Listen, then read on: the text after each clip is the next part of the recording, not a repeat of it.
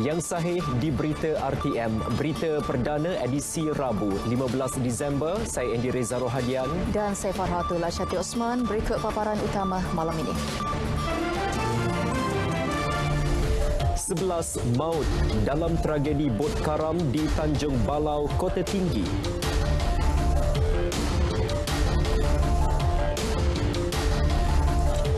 Amerika Syarikat iktiraf kewibawaan Malaysia tangani krisis COVID-19.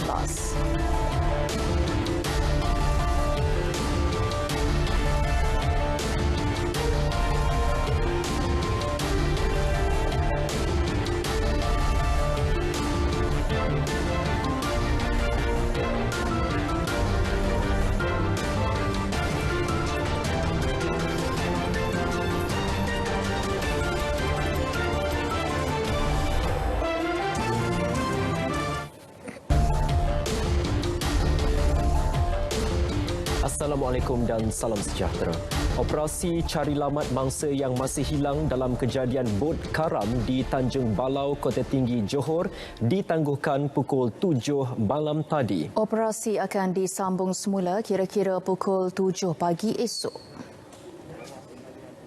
Timbalan Pengarah Operasi APMM Johor, Kapten Maritim Simon Templer Lotusa berkata, operasi melibatkan 159 pegawai dan anggota daripada pelbagai agensi. Sehingga 7 malam tadi, 14 ditemui selamat, manakala 11 orang meninggal dunia, terdiri daripada 7 lelaki dan 4 wanita. Sementara 25 orang lagi masih hilang. 14 yang terselamat dibawa ke Hospital Kota Tinggi untuk ujian saringan COVID-19. Siasatan turut dijalankan bagi mengenal pasti dalang sindiket serta mengesan tekong. Ini belum lagi dimulakan disebabkan keadaan mangsa yang masih trauma. So kita tidak nak memberi tekanan mental kepada mangsa. Tetapi based on yang previous punya case, kalau yang bertolak dari Batam ke sini, makanya saya difahamkan untuk satu kepala yang saya dimaklumkan lebih kurang 2,000 ke 3,000 ringgit Malaysia satu kepala, sama ada pergi ataupun hendak balik. Bot yang dalam perjalanan dari Indonesia itu membawa 50 pendatang asing tanpa izin terbalik di Tanjung Balau pukul 4.30 pagi tadi akibat dipukul ombak dalam cuaca buruk. Operasi dijangka diteruskan antara 4 hingga 10 hari bergantung kepada keadaan semasa.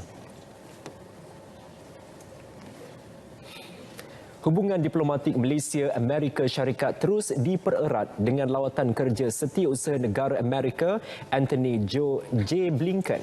Petang tadi, Perdana Menteri Datuk Seri Ismail Sabri Yaakob menerima kunjungan hormat Blinken di pejabatnya di bangunan Parlimen. Pertemuan bermula 2.30 petang, berlangsung kira-kira 20 minit.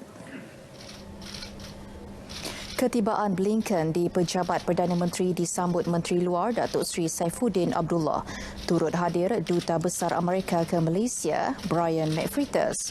Fokus pertemuan tertumpu kepada perbincangan untuk mengukuhkan hubungan bilateral kedua-dua negara dalam pelbagai bidang. Juga isu antarabangsa dan serantau berkepentingan bersama. Blinken bersama 39 delegasi Amerika tiba di Malaysia malam semalam untuk lawatan kerja 2 hari.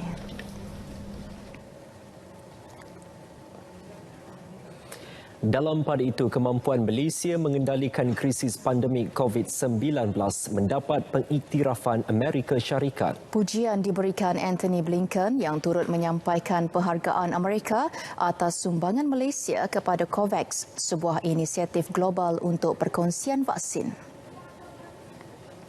Jelas beliau kepimpinan dan kejayaan itu membolehkan Malaysia mempunyai kapasiti untuk menyumbang lebihan vaksin ke negara lain dan kepada COVAX. So with regard to the current pandemic, COVID-19, already because of Malaysia's remarkable leadership and success here at home in Malaysia, it has the capacity perhaps to distribute some excess vaccines that it has available, as well as to make its own contributions to COVAX. Both are deeply appreciated and evidence of real leadership. At the same Blinken berkata demikian pada sidang media selepas mesyuarat khas dengan Menteri Luar Datuk Seri Saifuddin Abdullah di Putrajaya.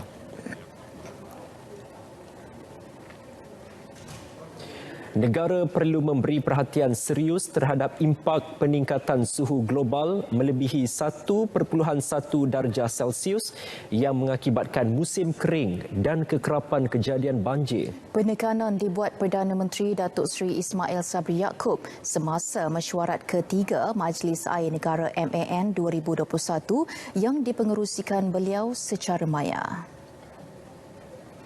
Menurut Perdana Menteri, mesyuarat tersebut menyarankan supaya tindakan yang mengambil kira faktor kesan perubahan iklim perlu dilaksanakan segera dalam perancangan pembangunan bagi mengelak peningkatan kerosakan harta benda dan kehilangan nyawa pada masa hadapan. Menyedari kepesatan proses perbandaran menyebabkan banjir kerap berlaku ketika hujan lebat, MAN bersetuju terhadap cadangan pewartaan perizapan tanah kerajaan bagi memastikan pengekalan fungsi kolam takungan banjir dan rizab sungai, menjamin kualiti sumber air bersih serta memelihara alam sekitar. Selain itu, MAN juga bersetuju agar tindakan dan adaptasi aras lindung pantai bagi jangka pendek, sederhana dan panjang atau penyelesaian berasaskan alam semula jadi perlu mengambil kira faktor perubahan iklim serta kenaikan aras laut dalam perancangan dan pembinaan.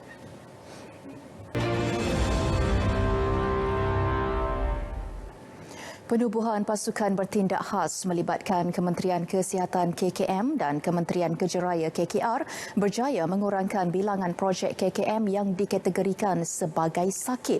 Menteri Kesihatan Khairi Jamaluddin berkata, ketika ini hanya tinggal 2 sahaja projek yang masih ditaktifkan sebagai sakit, manakala 5 atau 6 projek yang dahulunya dikategorikan sebagai sakit kini telah dapat diteruskan.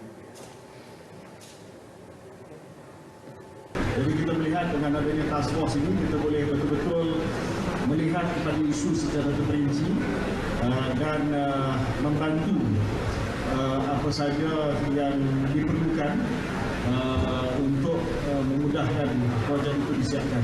Sekarang ini banyak kontraktor berdepan masalah dengan bahan binaan, pekerja dan sebagainya. Dan perkara itu juga sedang diharusi di peringkat task force dan juga di peringkat Kementerian Kejerayaan. Khairi berkata demikian pada majlis pra-penyerahan projek Hospital Sri Aman II di Sri Aman. Sementara itu, Menteri Kanan Kejeraya Datuk Seri Fadilah Yusof berkata, salah satu projek yang masih sakit adalah projek pembinaan Hospital Petrajaya di Kuching. Contohnya salah satu di Sarawak ialah Hospital Petrajaya. Kalau kita ingat yang Muhammad PJ pergi, saya pun pernah pergi. Dan task force melihat dan akhirnya kontraktor baru dilantik dan kita mengenal pasti apakah permasalahan. Itulah adanya task force ini dapat melihat kepada apa dan juga technicalities, bagaimana kita dapat membantu dan sebagainya. Pada Oktober lalu, Datuk Seri Fadilah memaklumkan penubuhan pasukan bertindak khas bertujuan mencari punca kelewatan dan permasalahan yang berlaku serta kaedah penyelesaian melibatkan projek pembinaan hospital dan klinik kesihatan seluruh negara. Sementara itu, berhubung Hospital Sri Aman yang baharu bernilai RM181 juta, Khairi memaklumkan ia dijangka dapat beroperasi pada April tahun depan. Walau bagaimanapun, beliau berharap ia dapat dibuka lebih awal dari tarikh yang ditetapkan. Setelah sekian lama menunggu, kini masyarakat di bahagian Sri Aman mempunyai hospital yang serba lengkap.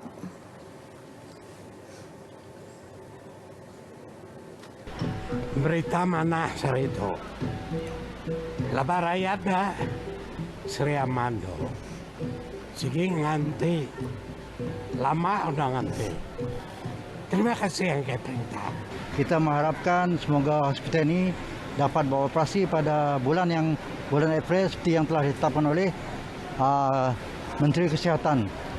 Ini adalah sangat gembira bagi warga Sri Aman. Projek ini merupakan satu hak, memang hak disentuhkan oleh masyarakat setempat lah.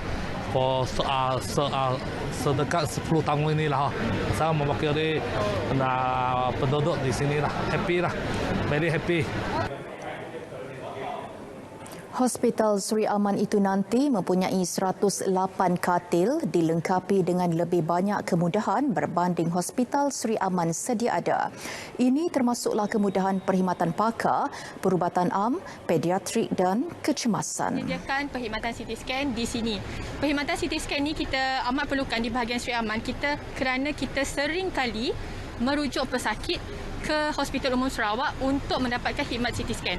CT scan ini adalah amat perlu untuk kita untuk membolehkan kita sampai kepada diagnosis certain diseases lah. Hospital baharu itu dikenali sebagai Hospital Sri Aman 2, manakala Hospital Sri Aman sedia ada diubah suai dan dinaik taraf fungsi bagi menyediakan kemudahan lain seperti unit hemodialisis selain dirancang menempatkan pesakit yang mempunyai penyakit berjangkit. Ketua Menteri Sarawak mengucapkan terima kasih kepada semua ahli parlimen yang menyokong pindaan Perlembagaan Persekutuan membabitkan Perjanjian Malaysia 1963 MA 63 di Dewan Rakyat semalam. Tan Sri Abang Johari Tun Openg berkata, pindaan itu menyaksikan kedudukan Sabah dan Sarawak dalam Persekutuan Malaysia akan dapat diperkukuh.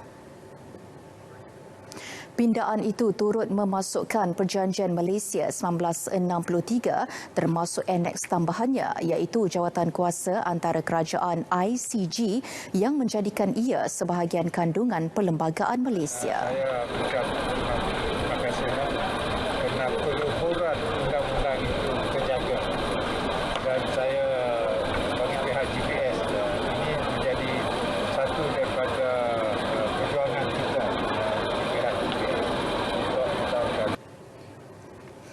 Beliau ditemui pemberita selepas majlis penyerahan Warta Rizab Komunal Bumi Putra Seksyen 6 Kanun Tanah Negeri dan Surat Hak Milik Tanah Seksyen 18 Kanun Tanah Negeri bagi kawasan Krian di Saratok.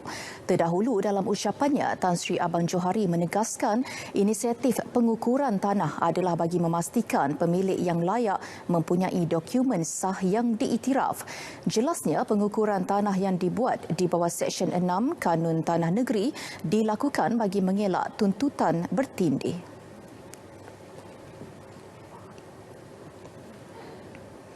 Program pelancongan gastronomi Paruk Vai, homestay dan volunteerism yang dijayakan oleh Tourism Malaysia giat mengenengahkan budaya dan makanan tradisi masyarakat tempatan di Bintulu.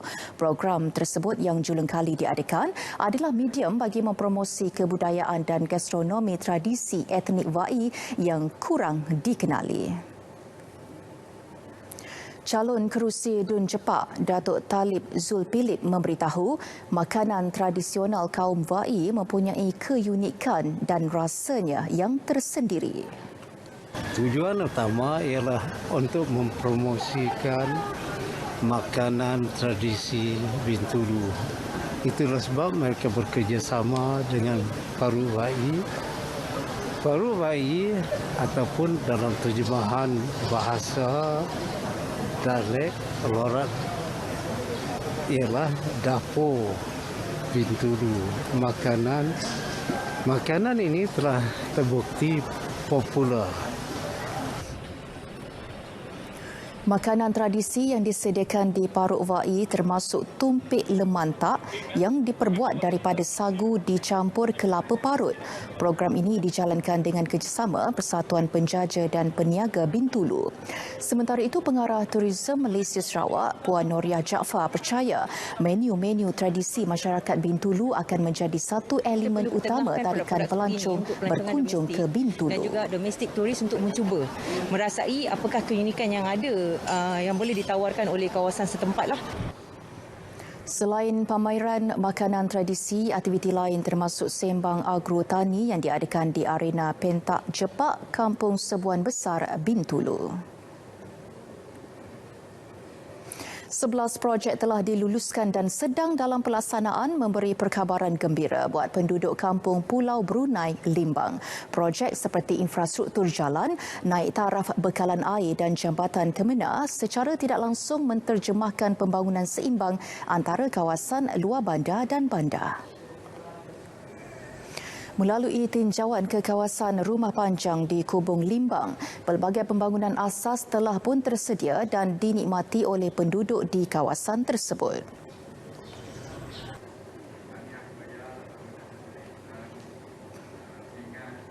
Aku berasa gagal mati laban sekumbang kepegai perintah dia tu Mayu Ahmad Pemansang kau dah dia beri perintah ke dia tu ngagai rumah kami itu. Kelebih lagi bakal projek besar-besar nya bakal elektrik 24 jam dah lama dah situ bisi kurang lebih start dari tahun 2012. Harap ke oleh maju ke menua kami itu lebih dari kuda maju lagi semua tai kami itu lagi kurang semua pemansang hari orang ke di pasar kami nolu tu bakal rumah Pulau Brunei itu nang jauh dah tinggal hari menua bukai nyala kami tu minta kasih ke YB itu oleh kemenang elak oleh maju lagi hari kuda nolong kami di tu Pulau Brunei itu. Sementara itu, calon GPS Dun Batu Danau Paulus Palu Gumbang berkata kesemua projek tersebut adalah usaha memajukan masyarakat di kawasan pedalaman selain kerjasama erat antara persekutuan dan negeri. Beliau berkata demikian ketika bersama penyandang Dun Bukit Sari, Datuk Amar Awang Tengah Ali Hassan melakukan lawatan di Rumah Panjang Thaddeus Aling. Bagi calon GPS kerusi Dun Batu Kitang, Loh Hre Chiang, rakyat tidak seharusnya memperjudikan masa depan Sarawak pada PRU Dun kali ini dengan menukar kerajaan yang stabil hanya kerana slogan yang menarik. Beliau turut memuji kepatuhan penduduk di Sarawak yang berhemah sepanjang berkempen. Perkara serupa turut disuarakan oleh calon lawan dari Parti Bersatu Sarawak, Liu Tian Leong. Walaupun hebat dalam perang poster, namun tiada sebarang penggeseran antara penyokong dicatat. Bagi calon PSB Kota Sentosa, Datuk Lau Pang Heng pula, beliau mahu serangan peribadi dihentikan kerana ia bukan satu perkembangan yang sihat. Sebaliknya, beliau lebih fokus terhadap usaha untuk menjaga kebajikan rakyat. Waterfront Long Lama menjadi mercu tanda baharu di daerah Telang Usan hasil inisiatif kerajaan negeri melalui Majlis Daerah Marudi. Manfaatnya berpaksikan usaha memudahkan jaringan pengangkutan sekaligus mempromosikan penganjuran sukan air. Noriza Jau ada butirannya.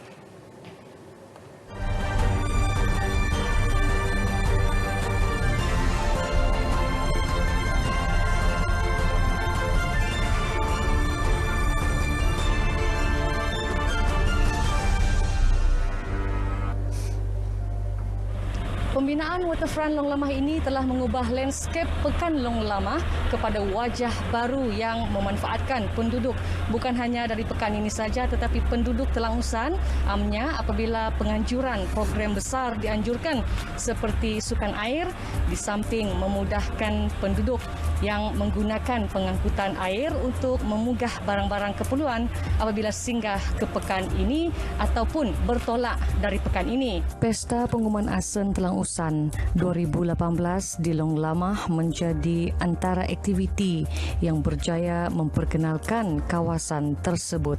Membawa banyak manfaat bagi kami khususnya penduduk Long Lamah dan amnya bagi daerah kita sendirilah.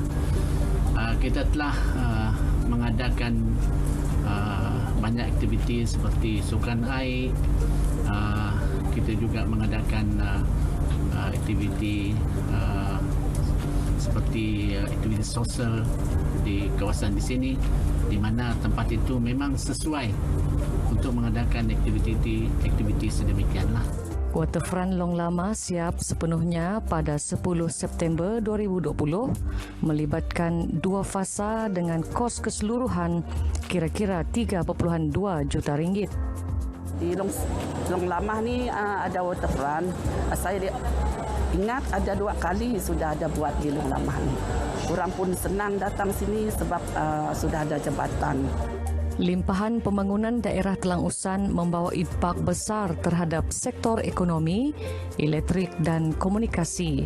Misalnya, projek jalan raya di bawah Highland Development Agency (HDA) dijangka memberi peluang pekerjaan yang mampu menjana pendapatan lumayan. Pakai semua dulu, tapi sekarang sudah ada jalan kan, bagus. Dulu masih pakai perahu. Kalau kereta tanpa perahu, kami berjalan kaki dari Kampung Sungai Suku ke Pekan Long Lama. Kami sangat-sangat gembira dengan GPS ini. Sebab mereka ini yang membangunkan Pekan Long Lama dan sekitar kampung kami sangat-sangat maju sekarang. Dewan Undangan Negeri N77 Telang Usan meliputi 6 kawasan pengundi termasuk Apoh, Akah Patah, San, Pana, Long Miri dan Long Lama. Jumlah pengundi berdaftar seramai 11,465 orang, kebanyakannya terdiri daripada masyarakat orang Ulu.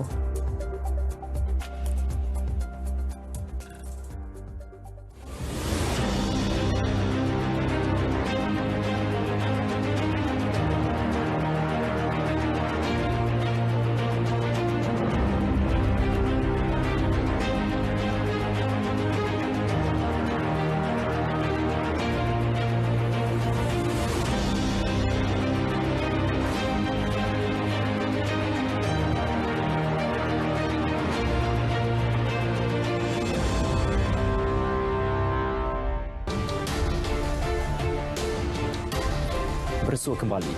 Penjelasan berhubung pelaksanaan teknologi generasi kelima 5G perlu diberikan pihak bertanggungjawab bagi menepis dakwaan berlaku ketidaktelusan dalam proses tendernya.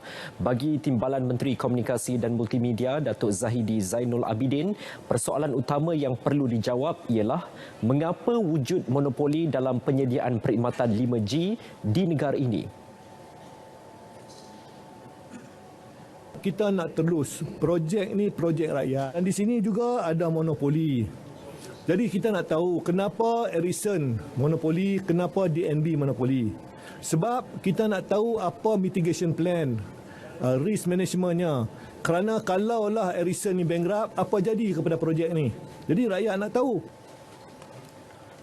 Datuk Zahidi menyatakan perkara itu dalam sidang media di Parlimen susulan isu Digital Nasional Berhad DNB yang terus dibangkitkan ahli-ahli Parlimen di Dewan Rakyat.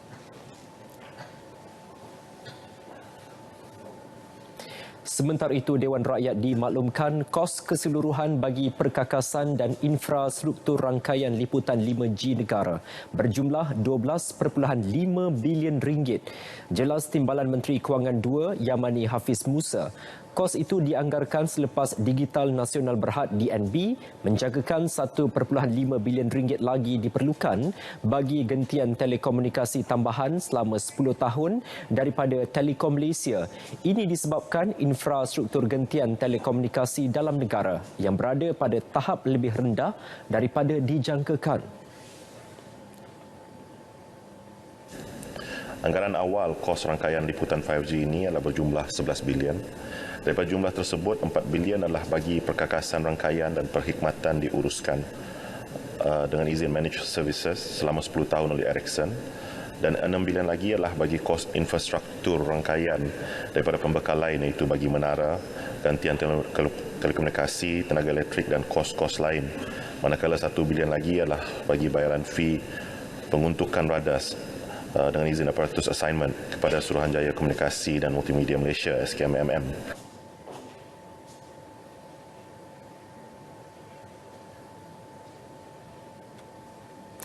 Saudara, seterusnya seperti biasa, setiap Rabu kita ikuti harga runcit petrol dan diesel berkuat kuasa tengah malam ini hingga 22 Disember.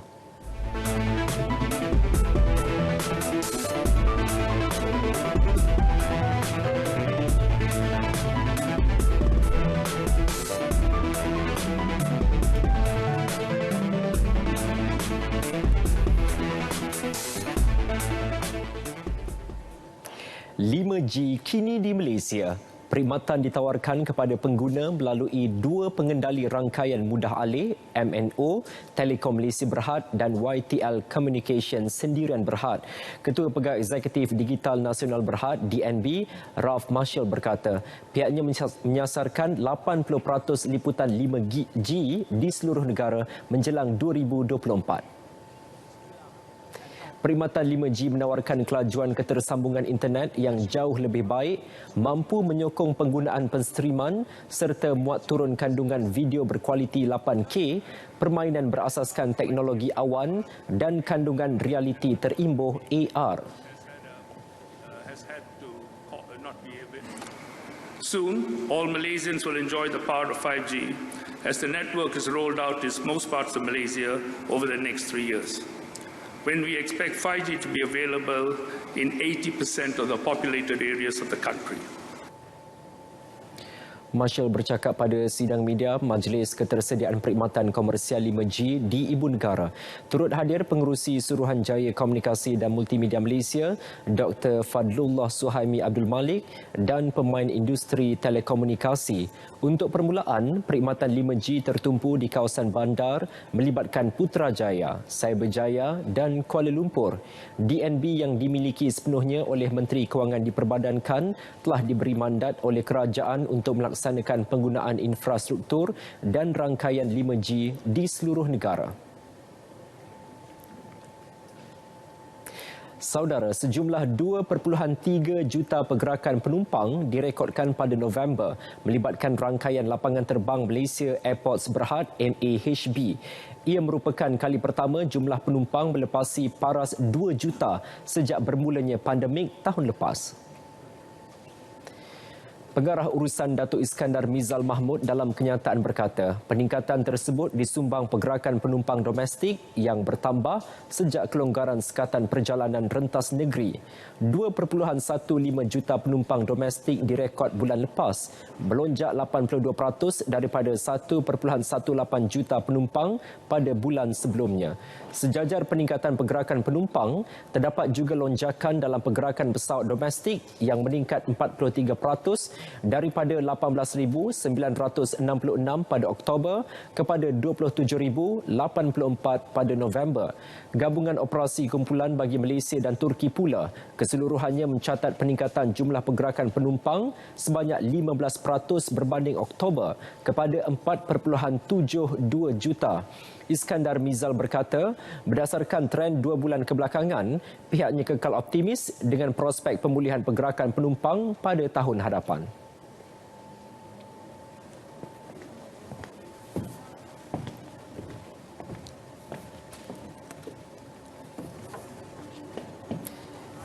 Baik saudara, seterusnya kita ke edisi sukan bersama rakan penyampai Alif.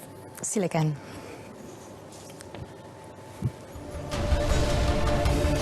Dan salam sejahtera. Ini berita terbaru buat semua atlet kebangsaan. Bermula tahun depan, mereka perlu membuktikan pencapaian di peringkat tertinggi untuk kekal dalam program latihan Majlis Sukan Negara MSN. Perkara itu dimaklumkan Menteri Belia dan Sukan Datuk Seri Ahmad Faizal Azumu menerusi satu kenyataan selepas mempengerusikan mesyuarat lembaga pengurus MSN hari ini.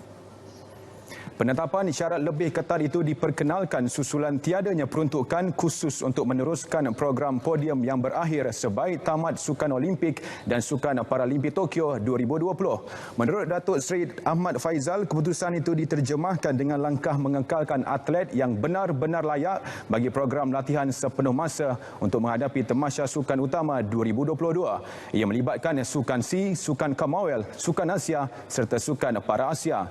Sementara itu, beliau mengumumkan seramai 288 atlet yang berpotensi meraih pingat pada kesemua tamasya sukan berkenaan akan kekal mengikuti program latihan secara sepenuh masa.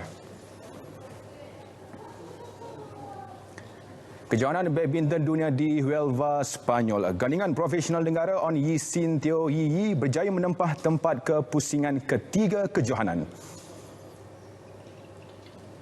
Pasangan negara yang mudah menamatkan set pertama dengan kemenangan 21-12 bagaimanapun hampir diheret ke set penentuan apabila ketinggalan di belakang lawan mereka dari Denmark Joel Ib Rosmujer 10-18 pada set kedua. Pilihan ke-9 kejohanan itu bagaimanapun berjaya mengejar mata demi mata hingga menyamakan kedudukan 19-19 sebelum mengesahkan kemenangan 21-19 dalam tempoh 39 minit perlawanan. Selepas ini, Yi Sin Yi dijadual berdepan pasangan ke-9 dunia dari India, Sadwi Sairaj Rakireddy Chirag Shetty yang maret selepas menewaskan wakil Taiwan Li Jihui Yang Pu Xuan 21-4, 21-12. Baik, aksi terakhir kumpulan B Piala AFF 2020 menentang Indonesia wajar dimanfaatkan sebaiknya oleh Harimau Malaya. Menurut pemain pertahanan negara Dominic Tan, fokusnya kini adalah untuk memastikan benteng negara tidak dibolosi pada aksi penting Ahad ini. Bekas pemain klub Thailand Polystero FC itu turut menggesa kesemua rakan sepasukan kekal fokus dan cuba untuk mengatasi pasukan muda Indonesia dalam usaha layak ke separuh akhir. For us, for Malaysia, for our family. So, of course, we want to get the 3 points, give our best games, and hopefully we come out on top of that. Pada aksi Ahad ini, Dominic dijangka beraksi bersama pemain pertahanan Midtjylland FC, Dion Coles. Ketika ini, Malaysia menghuni tangga ketiga kumpulan B dengan 6 mata selepas 3 perlawanan. Sementara itu, pengendali Harimau Malaya Tan Cheng Ho berharap semua pemain bangkit segera daripada kekecewaan susulan kekalahan menentang Vietnam pada Ahad lalu. Ya, 3 pemain ini akan join kita latihan lah. Khairul Azhan, Faizal Halim, dan kita walaupun mereka dalam kuarantin, kami sentiasa memantau dari segi kerja kasar mereka dan juga ada latihan-latihan online dalam bilik lah. Dalam masa sama, beliau turut mengingatkan kesemua anak buahnya agar tidak mengambil peduli dengan provokasi daripada laporan media Indonesia. Baik, masih perkembangan sama. Juara 5 kali Thailand muncul pasukan pertama mengesahkan slot ke separuh akhir Piala AFF 2020. Ia susulan kemenangan pasukan itu menewaskan Filipina 2-1 pada aksi kumpulan A di Stadium Nasional Singapura semalam. Ia kemenangan ketiga skuad bimbingan Alexander Paul King selepas menumpaskan Timor Leste 2-0 dan Myanmar 4-0 sekaligus mengumpul 9 mata di kedudukan teratas kumpulan A. Pada perlawanan semalam, penyerang prolifik Terasi Danda muncul wira skuad Gajah Perang untuk mara ke peringkat separuh akhir buat kali kelima berturut-turut sejak edisi 2011 selepas meledak 2 gol masing-masing pada separuh masa pertama dan kedua. Bukan itu saja, 2 gol Danda itu juga membolehkan beliau merekodkan 19 gol untuk bergelar penjaring terbanyak sepanjang zaman kejuaraan Piala AFF sekaligus mengatasi bekas pemain Singapura Muhammad Noh Alam Shah yang mengumpul 17 gol.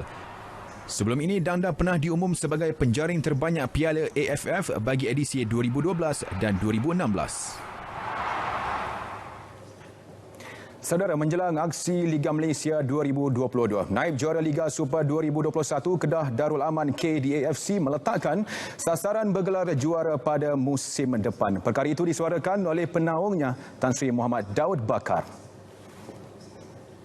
Bagaimanapun, Tan Sri Muhammad Daud tidak menyatakan secara terperinci kejohanan apa yang menjadi sasaran utama KDAFC pada musim depan. Tambah, beliau hanya juara menjadi pilihan buat pasukan itu dan tiada tempat kedua. Dalam masa sama, Tan Sri Muhammad Daud turut memaklumkan banyak perkembangan menarik sedang berlaku dalam skuad KDAFC berdasarkan perbincangan diadakan bersama pengurusan dan ahli lembaga pengarah KDAFC petang semalam. Untuk rekod, KDAFC telah mengumumkan beberapa muka baharu bersama pasukan itu musim hadapan. Selain Liga Malaysia, KDAFC turut bersaing pada kejohanan Piala AFC musim depan. Seterusnya, persediaan Sri Pahang FC menghadapi kempen Liga Malaysia musim depan kini makin hebat. Ia susulan tajaan berjumlah 1.13 juta ringgit bagi 2 musim 2022-2023 yang diterima pasukan itu daripada syarikat milik Bumi Putra Hak Kaklo. Menurut Ketua Pegawai Eksekutif Sri Pahang FC Datuk Sufian Awang, tajaan tersebut melibatkan kelengkapan sukan sekaligus bakal menyaksikan pasukan tampil dengan wajah baharu musim depan. Kita ada satu majlis menandatangani penajaan pakaian dan jersey bagi pasukan Sri Pahang FC dari sebuah syarikat lokal ataupun syarikat 100% milik Bumi-Putra di Malaysia yang membawa nama ataupun branding Haka, dan Encik Solihin dan rakan-rakan daripada Haka telah bersetuju untuk membuat penajaan tersebut bagi pasukan Sri Pahang FC untuk sesi 2022. Dan pada malam ini Beliau berkata demikian kepada pemberita selepas majlis menandatangani penajaan kelengkapan pakaian sukan Sri Pahang FC di Kuantan, Pahang.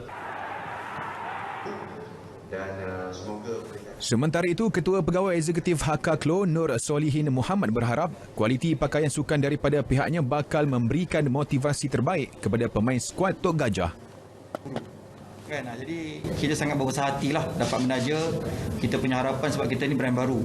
Kita berharapan kita dapat sama-sama dengan Sri Pahang untuk bagi naikkan balik pasukan kita yang kita sayang ni kepada tahap yang lebih baik. Dengan harapan kita, dengan pakaian yang kita taja, dengan kualiti yang kita cuba berikan, dapat memberi keselesaan dan semangat. Maksudnya dengan pakaian pun mungkin boleh motivate tim itu sendiri untuk lebih baiklah. Baik, dua pemain skuad projek khas wanita yang disahkan positif COVID-19 menjelang kejohanan trofi juara-juara Asia 2021 di Donghae, Korea Selatan baru-baru ini telah menamatkan proses kuarantin dan pulang ke tanah air hari ini. Konfederasi Hoki Malaysia KHM menerusi kenyataan memaklumkan pemain skuad The Malaysian Tigers itu berlepas pulang pada 9.30 pagi tadi. Menurut kenyataan KHM, dua pemain tersebut akan pulang bersama Ketua Jurulatih Muhammad Nasihin Nubli Ibrahim dan pengurus pasukan Siti Nur Amarina Ruhani. KHM memaklumkan kesemua mereka akan menjalani kuarantin wajib mengikut protokol ditetapkan kerajaan setibanya di tanah air. Kelompok besar pemain skuad projek khas wanita pulang ke tanah air pada Isnin lepas selepas disingkirkan daripada ACT 2021 yang dijadual pada 5 hingga 11 Disember lepas akibat COVID-19. Saudara, dasar pembangunan sukan orang kurang upaya OKU Negeri Perak kini dalam perbincangan akhir sebelum dilaksanakan. Pengerusi Jawatan Kuasa Belia Sukan Komunikasi dan Multimedia Negeri, Khairul Syahril Muhammad berkata, ia sebagai usaha memperkasakan bidang sukan terhadap golongan berkenaan sehingga ke peringkat kebangsaan. Dalam masa sama, beliau turut memaklumkan terdapat 6 strategi yang digariskan dalam dasar pembangunan sukan OKU Negeri Perak. Kerajaan Negeri Perak mengambil inisiatif untuk menggubal satu dasar berkaitan pembangunan sukan OKU supaya hal tuju pembangunan sukan OKU dapat disaraskan dengan lebih efisien. Di samping itu, penggubalan dasar ini dapat memastikan tanggungjawab terhadap pembangunan sukan OKU dilaksanakan dengan lebih berkesan dan membantu melengkapkan ekosistem pembangunan sukan OKU yang realistik di Negeri Perak. Beliau menjawab soalan lisan Muhammad Nur Dawu pada sidang Dewan Undangan Negeri Perak di Ipoh. Anugerah Sukan Negara ASN. Dua atlet elit jago berbasikal trek Datuk Muhammad Azizul Hasni Awang dan Ratu Terjun Datuk Pandelil Rinong adalah antara calon popular tersenarai bagi merebut Anugerah Olahragawan dan Olahragawati Kebangsaan 2019-2020. Mereka dijangka menerima cabaran sengit daripada atlet lain yang turut disenarai pendek pada ASN yang akan berlangsung di sebuah hotel di Subang Jaya pada 21 Disember ini. Bagi kategori olahragawan kebangsaan, pelumba yang diberikan julukan The Pocket Rocket Man menerima saingan daripada atlet bina badan Muhammad Syarul Azman Mahen Abdullah, Khairul Anwar Muhammad Memanah, Timmy Tan Ten Pin Bowling dan Wu Weng Sun Wushu. Pandelela pula dicabar Tan Cheng Min Wushu, Siti Zalina Ahmad Bowling Padang, Si Lin Jen Ten Pin Bowling dan Farah N Abdul Hadi Gimnastik bagi kategori olahragawati kebangsaan. Bagi kategori olahragawan Paralimpik Kebangsaan, pemanah S. Suraj menguatai pencalonan diikuti Boni Buniau Gastin Powerlifting, Cik Lee Hau Badminton, Muhammad Nur Syaiful Zulkafli Renang dan Chiu Wee Lun. Giat menjalankan usaha kesedaran berzakat dalam kalangan masyarakat. Terbaru Memorandum Perjanjian MOA ditandatangani bersama Grab Cars yang Berhad melalui kempen berzakat dalam kalangan pemandu Grab beragama Islam. Laporan wartawan Hanisma Ismail. MOA ini menggalakkan dan memberi pilihan kepada pemandu Grab untuk menunaikan zakat melalui potongan terus pendapatan yang diperolehi secara bulanan ataupun setiap kali menerima penumpang. Ia secara tidak langsung membantu memudahkan mereka menunaikan kewajipan rukun Islam itu melalui aplikasi GrabCar Driver. Setakat ini ada 100 lebih sahaja. Kita jangka atau kita sasarkan tahun depan kalau dapat ditambah lagi sekali ganda supaya lebih ramai lah yang boleh menunaikan kewajipan berzakat mereka melalui sistem digital oleh pemandu-pemandu Grab ni lah. Sebab setakat ni kita secara bulanan ni kita dapat lebih kurang 7,000 ke 8,000 sebulan. Mungkin tahun depan kita sasarkan ke 15,000 sebulan. Pulau Pinang mungkin akan menjadi negeri pertama yang akan menawarkan golongan asnaf sebagai pemandu-pemandu Grab. Seterusnya memperkasa asnaf untuk akhirnya menjadi pembayar zakat dan membantu mewujudkan keseimbangan sosioekonomi ummah di negeri ini, insya-Allah. MOA ditandatangani Ketua Pegawai Eksekutif ZPP Amran Hazali dan Ketua Pembangunan Bisnes dan Kerjasama Strategik Wilayah Utara GrabCars yang Berhad Azlan Anwar. Ia disaksikan Yang di-Pertua Majlis Agama Islam Negeri Pulau Pinang, Dato' Insinyur Ahmad Zakiuddin Abdul Rahman. Pada majlis sama, ZPP turut melancarkan buku rekayasa zakat menerusi seminar Isu Kefatwaan Zakat 2021 SIBZA 2021. Buku tersebut mengemukakan 65 artikel pemikiran bagaimana rekayasa zakat membantu meningkatkan pengurusan zakat secara cekap dan produktif.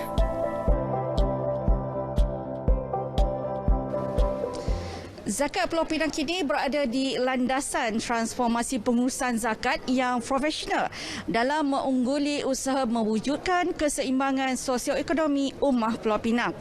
Ia ternyata memberi manfaat dan impak yang besar kepada pembayar dan penerima zakat di Pulau Pinang. Hanisma Ismail, Berita RTM.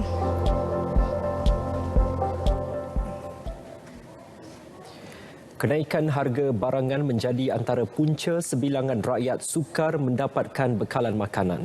Justru Badan Bukan Kerajaan Al-Iktisam mengambil inisiatif menganjurkan program pasar terbuka bagi menyalurkan bantuan kepada masyarakat terkesan di Lembah Kelang.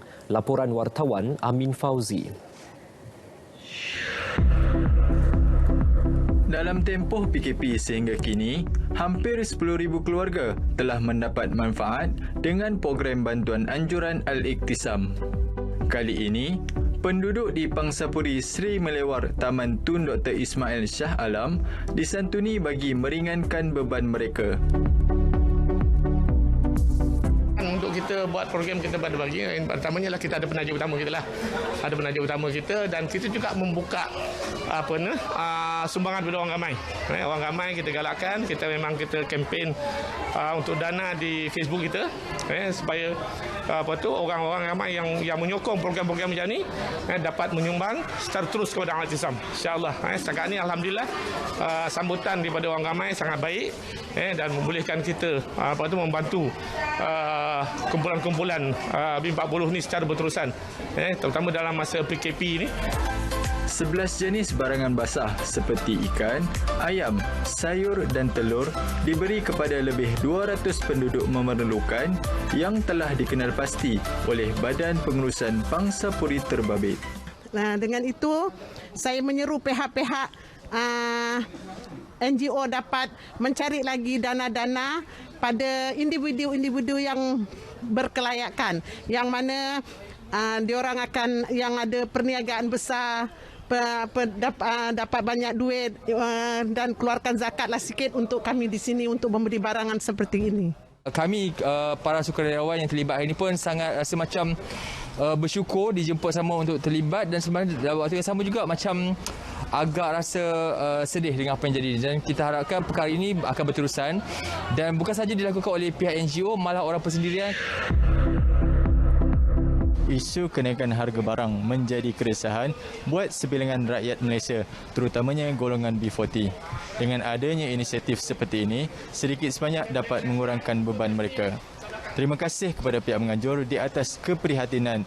Diharap usaha seumpama ini tidak terhenti di sini dan akan berterusan dari semasa ke semasa. Amin Fauzi, laporan JAKIM untuk RTM. 41 kes baharu COVID-19 dikesan di Politeknik Nilai menjadikan keseluruhan 52 kes setakat ini. Pengerusi Jawatankuasa Bertindak Kesihatan Negeri Sembilan, S. Verapan berkata, kes baharu dikesan selepas ujian saringan ke atas 440 pelajar.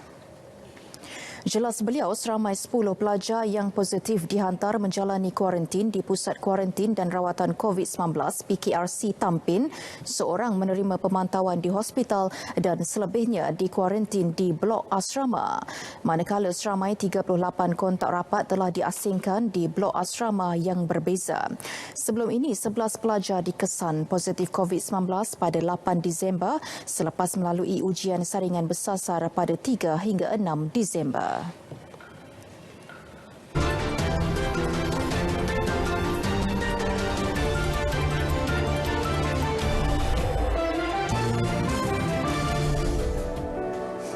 Lain daripada yang lain, itulah ungkapan yang sesuai diberikan kepada sebuah kedai di Indonesia yang menawarkan kek unik dengan menggunakan mi segera sebagai bahan utama. Pioneer Indomie Cake Indonesia menawarkan kek kahwin dengan menggunakan mi segera sepenuhnya yang dibuat bertingkat dan dilengkapi kepelbagaian lauk seperti rendang ayam dan sambal udang. Satu video di TikTok memaparkan seorang pelajar lelaki dalam sebuah kelas berkongsi kaedah hafalan baharu yang diciptanya untuk subjek sains. Gurunya mengakui kaedah itu sangat membantu pelajar lain untuk lebih mudah menghafal cara pemakanan haiwan mengikut kategori carnivore, herbivore dan omnivore. Video ini meraih 1 juta tontonan. Saudara, bila tiba musim mencuti sekolah hujung tahun, bermulalah musim berkatan bagi kanak-kanak lelaki. Tular satu video yang dimuat naik oleh Puan Ernie Alwin mengenai anak perempuannya yang menangis sedih melihat abangnya yang hanya baring selepas berkatan. Menurut Puan Ernie, si adik tidak berganjak dari mula-mula abangnya itu dikatankan kerana hendak menjaganya.